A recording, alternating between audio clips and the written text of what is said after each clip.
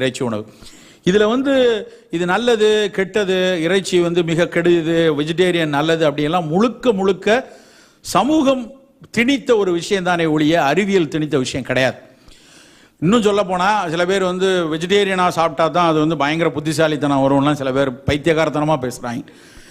உண்மையிலே நோபல் பரிசு வாங்கின 99.9% மக்கள் மாட்டிறைச்சி சாப்பிட்டவங்க தான்.